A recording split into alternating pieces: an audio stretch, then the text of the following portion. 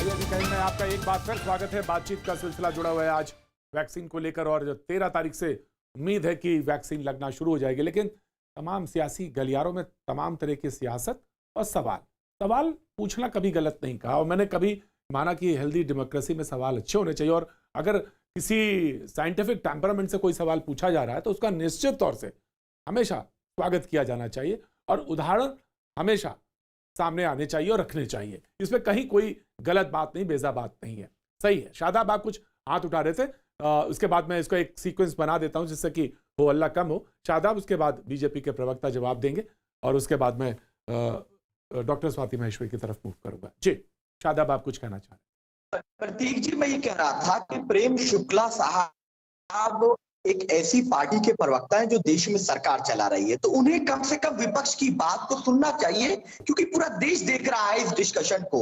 अभी जो कंफ्यूजन की स्थिति है, पहला कंफ्यूजन ये है कि जो एफिशिएंसी रेट है और जो कंप्लीट ट्रायल का जो रिजल्ट है उनमें अगर 1 महीना ऑब्जर्व कर लिया जाता तो 1 महीना ऑब्जर्वेशन में, क्योंकि अनिल विज जी का मामला आप देख चुके हैं, ऑब्जर्वेशन के बाद जनता में विश्वास पैदा हो जाता।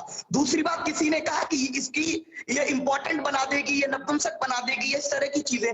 किसी ने कहा कि इसमें किसी की चर्बी डाली जा रही है। हम कह रहे हैं कि सरकार को एक जिम्मेदारी के साथ इसमें जो ट्रायल किया गया है, ट्रायल रन 1 महीने उसको ऑब्जर्व किया जाता, उसके बाद तमाम लोगों के साथ इसको डिस्कस करके तब पटल पे लाया जाता। बिहार चुनाव में कहा गया कि चुनाव अगर हम जीत गए तो फ्री वैक्सीन लगाएंगे, लेकिन अब कह रहे हैं कि सिर्फ चंद लोगों को लगाएंगे। तो राजनीतिकरण करना, इस वैक्सीन का राजनीतिकरण करना, कोरोना का राजनीतिकरण करना, हम इसके खिलाफ हैं। शुक्ला साहब, बड़े दिल से सरकार, ये अगर मानवता के साथ प्रॉब्लम है तो पूरी सरकार को 138 करोड़ देशवासियों को विश्वास में लेना होगा। और जो विपक्ष सवाल पूछ रहा है, ये हम अपने लिए नहीं पूछ रहे हैं, देश की जनता के लिए पूछ रहे हैं कि अगर विश्वास नहीं होगा तो जनता नकारेगी। और कब तक 138 करोड़ लोगों का वैक्सीनेशन हो जाएगा? क्या आपके पास संकल्प है? क्योंकि जुलाई तक कोई प्रोग्राम ही नहीं है, सिर्फ हेल्थ वर्कर, सपोर्टिव वर्कर के लिए है। 27 वैक्सीन का कोई प्रोग्राम ही नहीं है। शुक्ला जी नहीं है, सुनिए पूरा ये बात रखी है, वो 27 करोड़ 30 करोड़ के आबादी के लिए बात रखी गई। और शुक्ला जी जब जवाब दीजिएगा तो सुअर की चर्बी वाला और नपुंसक हो जाने वाली इस बात को भी जरा क्लियर कर दीजिएगा, क्योंकि इसको तो खास तौर से हेल्थ मिनिस्ट्री ने बिल्कुल क्लियर किया। और सुअर की चर्बी वाली बात पे तो मुझे लगता है कि मिडिल ईस्ट से बहुत साफ मैसेज था। जिस तरह से मेरे पास अगर आप कहेंगे तो मैं 10 ऐसे जो मुस्लिम कंट्रीज हैं उनकी तरफ से इस बात के लिए साफ मैसेज है।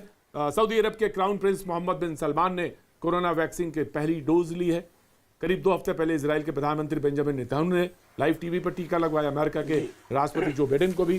तो इस पे कोई संदेह नहीं, लेकिन अगर हाँ पैनल पे कोई सवाल पूछता है तो मैं वही बार बार कहता हूँ, साइंटिफिक टेम्परामेंट एक चीज है जो बहुत हेल्दी रखती है चीज को। ठीक, जब शुक्ला जी जवाब दीजिए। देखिए प्रतीक जी, जहां तक सुअर की चर्बी का मामला आपने खुद ही स्पष्ट कर दिया, सऊदी अरेबिया के क्राउन प्रिंस जो है उनका इस्लाम कहीं से भी कच्चा इस्लाम नहीं, वो भी सुअर की चर्बी वाली वैक्सीन नहीं लगाएंगे। और जहां तक साइंटिफिक कोई भी वैज्ञानिक ढंग से किसी भी वैज्ञानिक प्रश्न को लोगों के सामने रखता है तो उसकी जो वैज्ञानिकों की संस्थाएं हैं उसका समुचित उत्तर दे रही हैं। ऐसा कोई प्रश्न नहीं है जिसका उत्तर देने से हमारे देश के DCGI ने इंकार किया हो, ICMR ने इंकार किया हो, हेल्थ मिनिस्ट्री ने इंकार किया हो, ऐसा कोई प्रश्न नहीं है। लेकिन आप जैसे आप कहना कि भाई इससे नपुंसक हो जाएंगे, ये नपुंसक होने वाली बात का वैज्ञानिक जो है प्रश्न तो है नहीं, वैज्ञानिक आशंका है नहीं। किसी के पास किसी पर भी ट्रायल किया गया हो और वो नपुंसक हो गया हो, ऐसी कोई केस किसी के सामने किसी भी, न मॉडर्ना की वैक्सीन को लेकर है, न फाइजर की वैक्सीन को लेकर है, न कोविशील्ड को लेकर है, न कोवैक्सीन को लेकर है, किसी के पास इस तरह की कोई भी उदाहरण सामने नहीं है। लेकिन अनर्गल आशंकाएं और अनर्गल आशंकाओं का अनंत आशंकाएं अगर कोई पैदा करता है तो सारे अनंत आशंकाओं का उत्तर संसार में कोई नहीं दे सकता। हाँ, वैज्ञानिक जो प्रश्न है, जो वैज्ञानिकों के मन में, जो बहुत सारे विशेषज्ञों ने भी प्रश्न उपस्थित किए, उनके प्रश्नों का उत्तर जो है हमारी वैज्ञानिक संस्थाएं सतत दे रही हैं। और सारे लोगों का इस अंत में हमारा टारगेट क्या है? लोगों को कोविड जैसी महामारी से बचाना।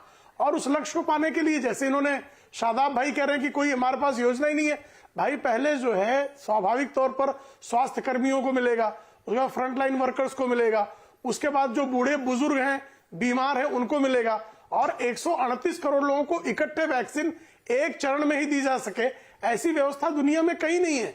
महज 90 लाख आबादी वाला देश जो है इजराइल है, लेकिन 90 लाख की आबादी वाले सारे लोगों को एक झटके में ही वैक्सीन दे दी जाए, ऐसी स्थिति वहां भी नहीं बनती है। ऐसे में जो चरणबद्ध कार्यक्रम है, और हमारे यहाँ वैक्सीनेशन को लेकर जैसे पोलियो की वैक्सीन है, इसके पहले भी अन्य बीमारियों की भी जो वैक्सीन है, उनके चरणबद्ध कार्यक्रम और चरणबद्ध तरीके से उनका वैक्सीनेशन किया गया है। इस मामले में भी भारत सरकार के पास राज्य सरकारों से मिलकर हमारे जो स्वास्थ्य विभाग है, उनके द्वारा जो है एक चरणबद्ध योजना